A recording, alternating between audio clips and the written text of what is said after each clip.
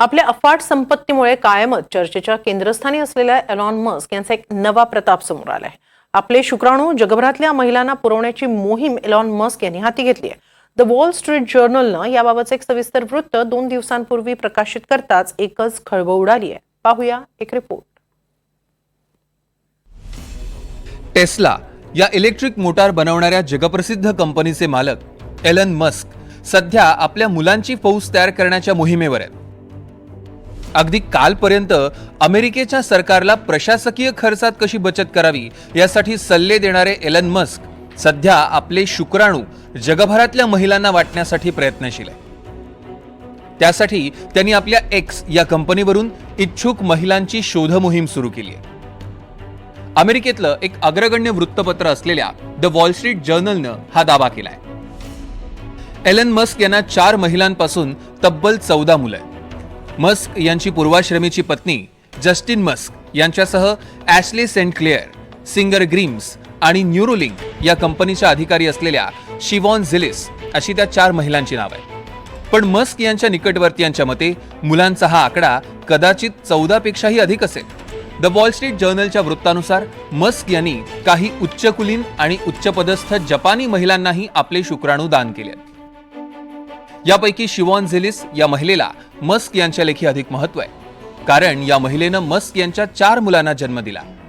अनेक महत्वाच्या समारंभात मस्क हे शिवॉन यांनाच आपल्यासोबत नेणं पसंत करतात.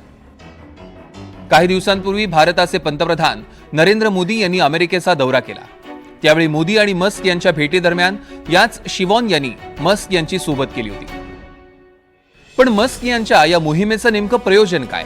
मस्क हे सरोगेट मातांच्या माध्यमातून असंख्य मुलं जन्माला का घालण्याचा प्रयत्न करतायत असा प्रश्न तुम्हाला पडला असेल तर त्याचं कारण आहे घटत्या जन्मदरामुळे आपल्या संस्कृतीच्या अस्तित्वालाच धोका निर्माण होतो असं मस्क यांचं मत आहे. आणि म्हणूनच मानव जातीच्या भवितव्यासाठी हुशार आणि स्मार्ट लोकांनी अधिकाधिक मुलं जन्माला घातली पाहिजेत असं मस्क यांचं मत आहे. आपण काहीतरी विशेष आहोत, आपण काहीतरी खूप जास्ती एका प्रकारचे अवतार आहोत आणि त्या थॉट प्रोसेसमध्ये खूपदा असं आपण बघतो की त्यांना असं वाटतं की आपलं जे शुक्राणू आहे, आपलं जे जीन पूल आहे ते पुढेही गेलं पाहिजे आणि ते खूप जास्ती प्रमाणात गेलं पाहिजे.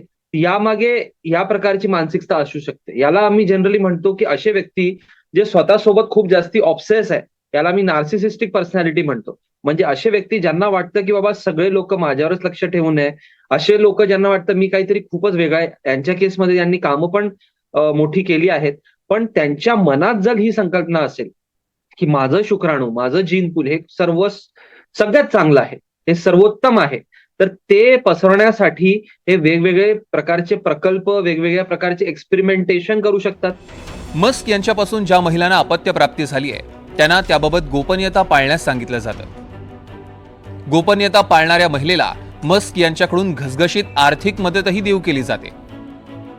तसंच भविष्यात कोणत्याही कायदेशीर कचाट्यात अडकू नये यासाठी ते कायदेशीर बाबींचीही काळजी घेतात. हे कसं घडतं याबाबतही द वॉल स्ट्रीट जर्नलनं आपल्या वृत्तात सविस्तर माहिती दिली आहे.